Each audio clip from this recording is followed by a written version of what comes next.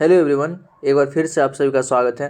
दोस्तों, इस particular video में हम कुछ ऐसे एनिमल्स को देखेंगे जो एज ए कनेक्टिंग लिंक काम करते हैं। कनेक्टिंग लिंक मतलब वैसा एनिमल जो दो फाइलम का या दो एनिमल का कैरेक्टर शो करता हो। मतलब एक ही एनिमल के अंदर दो अलग अलग एनिमल ऑर्गेनिज्म का कैरेक्टर रिप्रेजेंट करता है, उसको हम कनेक्टिंग लिंक कहते हैं। कनेक्टिंग लिंक इवोल्यूशन में जो इवोल्यूशन के दरमियान इसको देखा गया, या कनेक्टिंग लिंक से हम इवोल्यूशन को समझ सकते हैं कि वो जो ऑर्गेनिज्म कनेक्टिंग लिंक है ना, उसके अंदर दोनों का कैरेक्टर होता है। तो जो प्रीवियस कैरेक्टर मतलब उससे पहले जो आया होगा उसका कम कैरेक्टर होता है, और बाद में जो इवॉल्व हो गया होगा उससे उसका ज़्यादा कैरेक्टर होता है।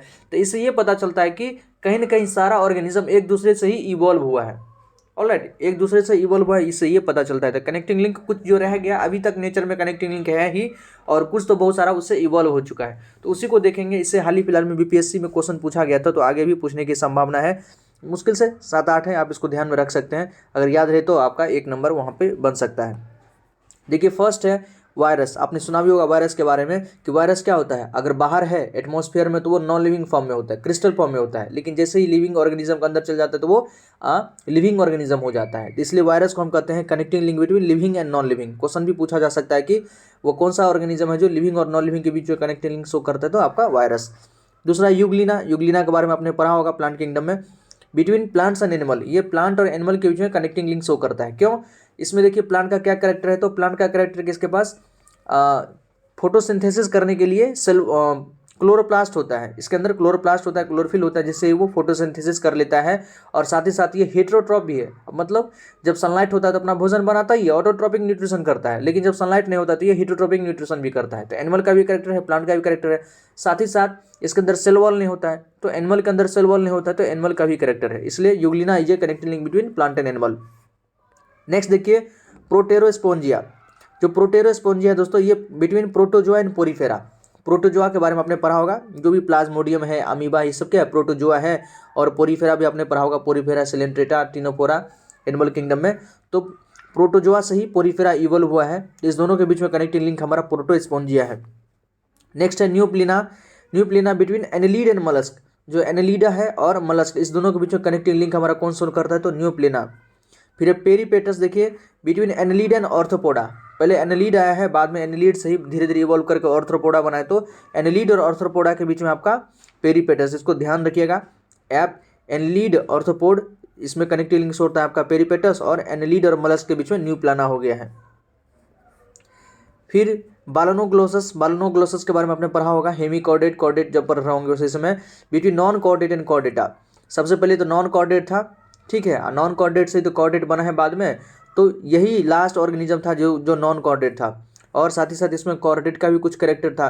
तो इसलिए ये बालोनोग्लोसस जो होता है कनेक्टिंग लिंक है नॉन कॉर्डेट और कॉर्डेट के बीच में, क्योंकि इसके पास वर्टेब्रल कॉलम मतलब आ रहा होता है, पूरी तरह से नहीं होता है, इसलिए हम इसको नॉन कॉर्डेट में ही रखते हैं। और बाद में इसके बाद तो सारा कॉर्डेट आ जाता है। इसमें कुछ कॉर्डेट का भी कैरेक्टर था। Chimera between cartilaginous and bony fishes. Fish में भी दो प्रकार का आपने पढ़ा होगा, बोनीफिसेज का और कार्टिलेजिनस फिशेज। तो दोनों के बीच का कनेक्टिंग लिंक कौन है, chimera. Chimera is a connecting link between cartilaginous fish और बोनीफिश, ध्यान रखिए। नेक्स्ट है आपका प्रोपटेरस। प्रोटोपटेरस। प्रोटोपटेरस को हम लंग फिश भी कहते हैं। Between fishes and amphibian. Fish के बाद आया है एम्फीबियन, तो ये फिश और एम्फीबियन के बीच में हमारा लंग फिश है, ठीक है। प्रोटोपटेरस मतलब ऐसा फिश जिसके पास लंग है। लंग फिश का मतलब क्या है, जिसका फिश के पास होता है गिल्स होता है, लेकिन इसके पास लंग्स है। तो इसलिए जो फिश धीरे धीरे करके मतलब अर्थ पे आने लगी। एम्फीबियन का कैरेक्टर तो यही है ना, जो पानी और जमीन पर दोनों रहे, टेरेस्टेरियल और एक्वेटिक इन्वायरमेंट में जो दोनों इन्वायरमेंट पर है, वही हमारा एम्फीबियन है। तो लंग फिश में ये क्या पानी में भी रह रही थी, धीरे धीरे जमीन पे भी आना शुरू कर दी, यही जमीन पे इवॉल्व होकर एम्फीबियन बन गई। तो इसलिए इसमें दोनों का कैरेक्टर है। काइमेरा, सॉरी प्रोपटेरस, ध्यान रखिएगा। फिर है Seymouria. Seymouria between Amphibia and Reptilia. Amphibian से ही बाद में रेप्टिलिया इवॉल्व हुआ है, तो सेमोरिया उसका कनेक्टिंग लिंक है। आर्क्योप्टेरस से हर बार क्वेश्चन आता है, इसको वीवीआई में डाल दीजिए। इस बार जो बीपीएससी में क्वेश्चन पूछा था तो आर्क्योप्टेरस से ही क्वेश्चन पूछा था। तो Archaeopteryx connecting link between reptiles and bird, ठीक है। रेप्टाइल और बर्ड का कैरेक्टर इसमें, रेप्टाइल का कैरेक्टर इसमें है कई सारा, और बर्ड का क्या कैरेक्टर कि ये उड़ सकता था। आर्क्योप्टेरस इसको ये उड़ने में कैपेबल था, इसलिए इसको बर्ड के अंदर भी रखा गया है, और रेप्टाइल का बहुत सारा इसमें कैरेक्टर होता था। फिर प्लेटिपस एंड इक्डिना। प्लेटिपस का नाम आपने सुना भी होगा। Between reptiles and mammals. Reptile का इसमें क्या कैरेक्टर थी, अंडा देती है। मैमल्स का क्या कैरेक्टर है, तो ये क्या मैमल के अंदर इसको रखते हैं। ऑलराइट, ये अपने बच्चों को दूध पिलाती है, तो मैमल्स का भी करेक्टर है और रेप्टाइल्स का भी करेक्टर है।